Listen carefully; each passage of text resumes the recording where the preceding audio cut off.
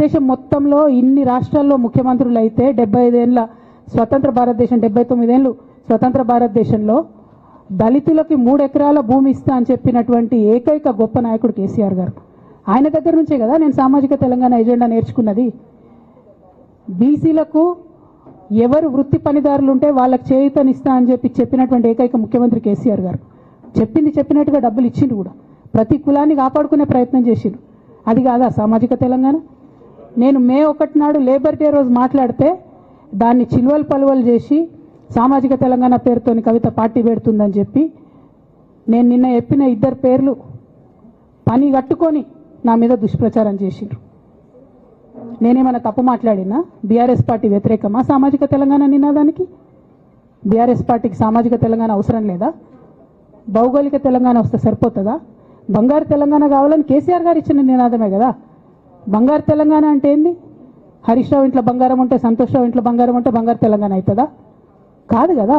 ప్రతి ఒక్క సమాజం బాగుంటేనే బంగారు తెలంగాణ అవుతుంది. నేను అదే కదా మాట్లాడినా.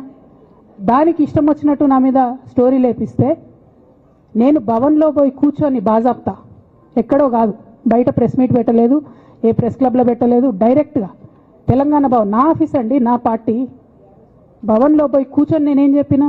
నా మీద కుట్రలు జరుగుతున్నది, నా మీద విషప్రచారం జరుగుతున్నది అని చెప్పిన. నేను రామన్నను బుజ్జగించి గడ్డం పట్టుకొని అడుగుతా ఉన్నా, అన్న నీ చెల్లెని, ఒక మహిళా ఎమ్మెల్సీని మన పార్టీ ఆఫీస్లో కూర్చొని నా మీద కుట్రలు జరుగుతున్నాయని నేనంటే మీరు వర్కింగ్ ప్రెసిడెంట్గా ఉన్నారన్నా, ఫోన్ చేయరా అన్న నాకు? ఏమైంది బేటా, ఎందుకు బాధపడుతున్నావు అని ఫోన్ చేయరా? ఇది ఎప్పుడు జరిగిన ఇన్సిడెంటు? లేక లీక్ కాకముందు, నేను నా కొడుకు గ్రాడ్యుయేషన్కి అమెరికా పోకముందు, అంతకుముందే. మరి మీరు వర్కింగ్ ప్రెసిడెంట్ కదన్నా, నేను పార్టీ ఎమ్మెల్సీని కదా. చెల్లెలు అన్న బంధుత్వాలు పక్కన పెడదాం ఒక్క నిమిషం. ప్రొఫెషనల్ సెటప్లో ఒక పొలిటికల్ పార్టీలో ఒక మహిళా ఎమ్మెల్సీ భవన్లో కూర్చొని నా మీద కుట్రలు జరుగుతున్నాయంటే మీరు మాట్లాడినరా అన్న? 103 రోజులు అయిపోయిందన్న ఇయ్యాలటికి, ఒక్క మాట మాట్లాడినరా? కేసీఆర్ గారు దగ్గర నుంచి కమ్యూనికేషన్ రావాలని నేను ఎక్స్పెక్ట్ చేయలే. వారు పెద్దవారు, వారికి అనేకమైన పనులు ఉంటాయి. మొత్తం పార్టీని ఇప్పుడు పునర్నిర్మించుకోవాల్సిన అవసరం ఉంది. తెలంగాణకు జరుగుతున్నటువంటి అన్యాయాన్ని వారు ఎప్పటికప్పుడు దిశానిర్దేశం చేయాల్సిన అవసరం ఉంది. కానీ వర్కింగ్ ప్రెసిడెంట్ గారి దగ్గర నుంచి ఫోన్ రాకపోవడం మాత్రం ఒక మాట అనిపించింది నాకు. నేను కేసీఆర్ గారి బిడ్డను, నేను కూర్చొని ప్రెస్ మీట్ పెడితేనే రెస్పాన్స్ రాలేదంటే మరి ఇంకో మామూలు మహిళా కార్యకర్తకు బీఆర్ఎస్ పార్టీలో మన అన్యాయం జరిగితే రెస్పాన్స్ వస్తుందా? నాకైతే అనిపించలేదు. వస్తుందేమో నాకు తెలియదు. కానీ నేను ఒక మాటకు నాకు సంతోషం అనిపించింది.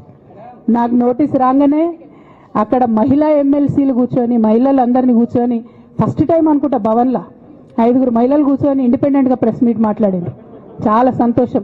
ఇటువంటి అంతర్గత ప్రజాస్వామ్యం రావాలనే నేను కోరుకున్నా.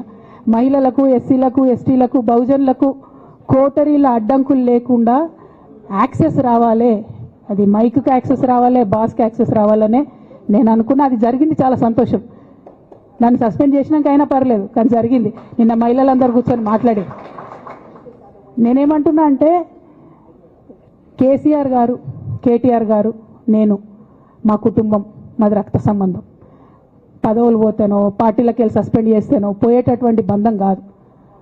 కానీ ఎవరైతే వెస్టెడ్ ఇంట్రెస్ట్ ఉన్న పార్టీలు ఉంటారో, పార్టీలో ఉండి కేవలం డబ్బు సంపాదించుకోవాలనేటటువంటి ఒక ఆలోచనతో, వ్యక్తిగత లబ్ధి పొందాలనేటటువంటి ఆలోచనతో ఉన్నటువంటి వ్యక్తులు, వాళ్ళకి కావాల్సింది ఏంది? మేము ముగ్గురం కలిసి ఉండొద్దు, మా కుటుంబం బాగుండొద్దు, మా కుటుంబం విచ్ఛిన్నమైతేనే వాళ్ళకి అధికారం వస్తుంది.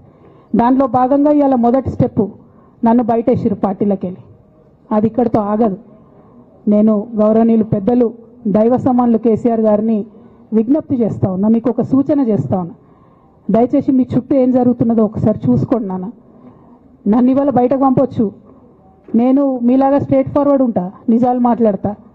నేను ఉద్యమం నేపథ్యం నుండి వచ్చిన కాబట్టి నాగ్గా, ఉన్నది లేనట్టుగా, లేనిది ఉన్నట్టుగా, మోసం చేయాలని చెప్పో ఇంకోటి చేయాలని చెప్పో మాట్లాడను.